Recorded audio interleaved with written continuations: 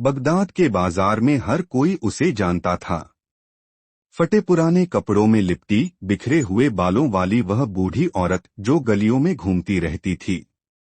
कोई उसे देखकर हंसता, कोई दया दिखाता, तो कोई उसे पागल कहकर नजरअंदाज कर देता। यह औरत हमेशा कुछ बड़बड़ाती रहती है। सुना है कि यह किसी बड़े घराने से थी, पर अब पागल हो गई है। लोग उसके बारे में तरह तरह की कहानियां बनाते, मगर किसी को सच्चाई नहीं पता थी। एक शाम जब सूरज ढल रहा था, वह औरत बगदाद के पुराने हिस्से की ओर बढ़ी। यह जगह सुनसान थी, जहां सिर्फ खंडहर बचे थे। वहां जाकर उसने जमीन को खुरचने लगी, जैसे कुछ ढूंढ रही हो। तभी उसकी आंखों में चमक आ गई। उसने मिट्टी हटाई और वहां से एक छोटा सा सुनहरा डिब्बा निकाला। उसके हाथ कांप रहे थे। आखिरकार यह मिल ही गया, उसने फुसफुसाते हुए कहा। लेकिन जैसे ही उसने डिब्बे को खोलने की कोशिश की, पीछे से एक कांपती हुई आवाज आई। बूढ़ी औरत चौंक गई। उसने मुड़कर देखा तो वहां एक बूढ़ा आदमी खड़ा था। उसकी आंखों में डर था और हाथ में एक लकड़ी की छड़ी थी, जिससे वह कांपते हुए खड़ा था।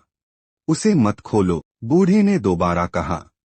लेकिन औरत ने उसकी बात अनसुनी कर दी।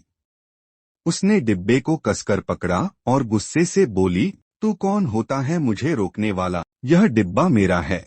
बूढ़े आदमी की आंखें डर से बड़ी हो गईं। अगर तुमने इसे खोला तो बहुत बड़ा अनर्थ होगा। लेकिन अब बहुत देर हो चुकी थी।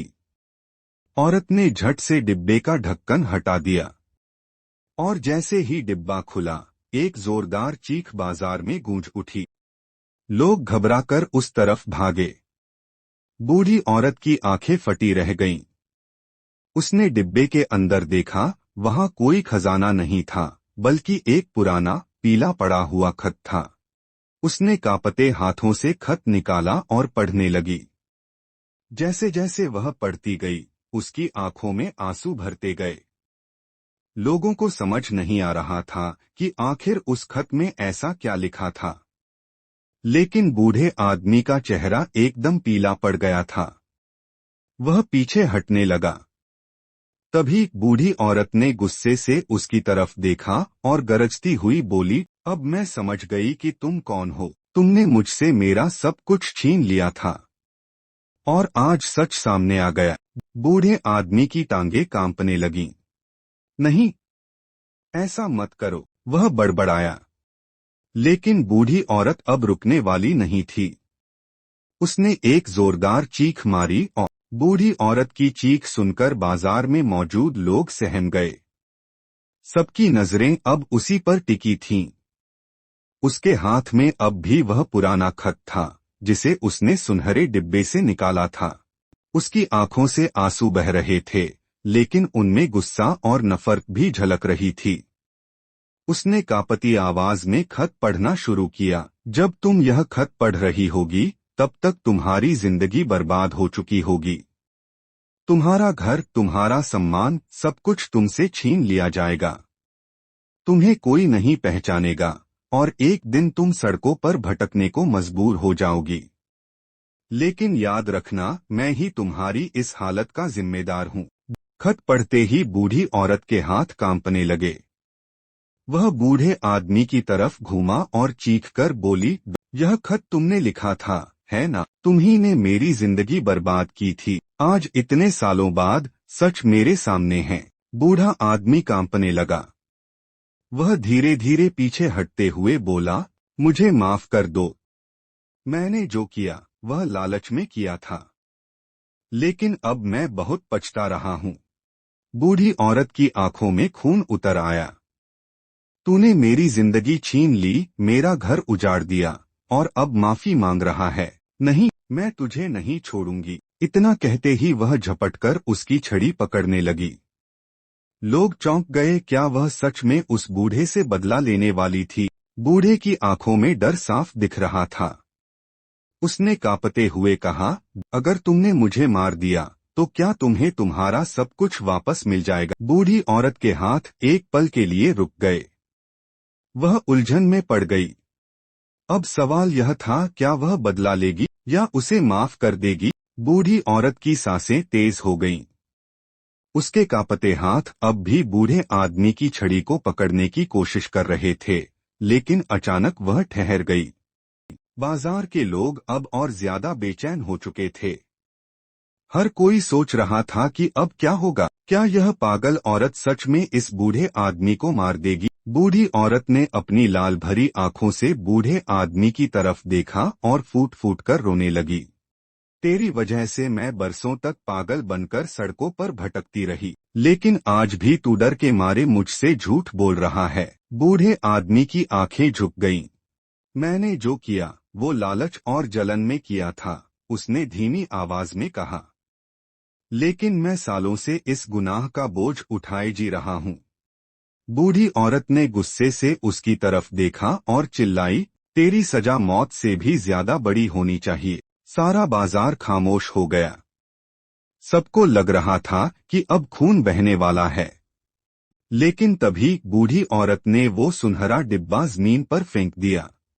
मुझे तुझसे कोई बदला नहीं लेना, उसने कहा। तेरी असली सजा यही है कि तू इस गुनाह के साथ जिंदा रहे। मैं अब तुझे अपने दिल से निकाल रही हूँ। बूढ़े आदमी की आंखों में आंसू आ गए। उसने अपनी छड़ी गिरा दी और जमीन पर बैठकर रोने लगा। बूढ़ी औरत ने एक लंबी सांस ली और धीरे धीरे बाजार से निकल गई। लोग देखते रह गए। वो पागल औरत अब पहले जैसी नहीं थी। उसके चेहरे पर एक सुकून था, एक जीत थी। लेकिन क्या यह कहानी यहीं खत्म हो गई या अभी कोई और सच सामने आना बाकी था। बूढ़ी औरत भारी कदमों से बाजार से बाहर निकल गई।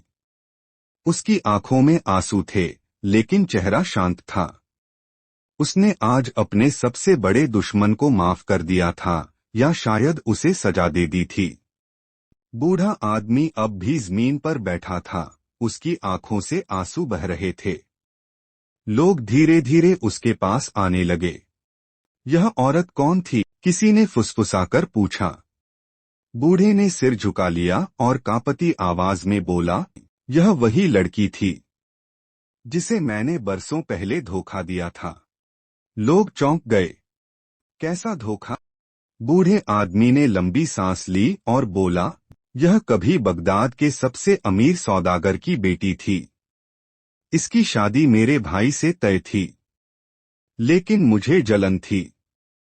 मैंने इसके पिता के खिलाफ साजिश रची, उनके व्यापार को खत्म करवा दिया और फिर उनके घर को लूट लिया। जब इसका पूरा परिवार तबाह हो गया, तब मैंने इसे शहर से बाहर भगा दिया। बाजार में सन्नाटा छा गया। तूने इतना बड़ा गुनाह किया? एक आदमी ने गुस्से से पूछा। बूढ़े ने सिर झुका लिया। मैंने इसे मरा हुआ समझ लिया था, लेकिन यह जिंदा थी। इतने सालों तक इसे पागल समझा जाता रहा, लेकिन सच्चाई यह थी कि इसे सबसे बड़ा धोखा मिला था। अब हर कोई चौंक गया। तो क्या अब यह अपनी असली पहचान वापस पाएगी? बूढ़े आदमी ने एक लंबी सांस ली और कहा, अब बहुत देर हो चुकी है। वह सब कुछ छोड़कर जा चुकी है और मैं अपनी गलती के साथ जीने के लिए मजबूर हूँ। यही मेरी सबसे बड़ी सजा है। लोगों ने एक दूसरे की तरफ देखा। आज बगदाद में सबसे बड़ा सच उजागर हुआ था। लेकिन सवाल यह था, क्या सच में बहुत देर हो चुकी थी या वह औरत एक नई जिंदगी शुरू कर सकती थी? बूढ़ी औरत धीमे कदमों से बगदाद की उन गलियों से निकल गई जहां बरसों तक उसे पागल समझा गया था। लेकिन आज उसकी आंखों में शांति थी। उसने अपने अतीत का सामना किया था और अब वह उसे पीछे छोड़कर आगे बढ़ रही थी। वह एक पुराने खंडहर के पास रुकी, जहां कभी उसका महलनुमा घर हुआ करता था। वहां सिर्फ टूटी दीवारें और बिखरी हुई ईंटें बची थीं। उसने गहरी सांस ली और खुद से कहा, अब मैं इस दर्द से आजाद हूं। इसी बीच बाजार में लोग बूढ़े आदमी को घेरकर खड़े थे। कुछ उसे गालियां दे रहे थे, कुछ उसे धिक्कार रहे थे। लेकिन बूढ़ा आदमी बस एक ही बात कहता रहा, मैंने जो किया उसकी सजा मुझे मिल चुकी है। अब मैं अपने गुनाहों के साथ जीऊंगा। कोई नहीं जानता था कि उस बूढ़ी औरत का आगे क्या हुआ।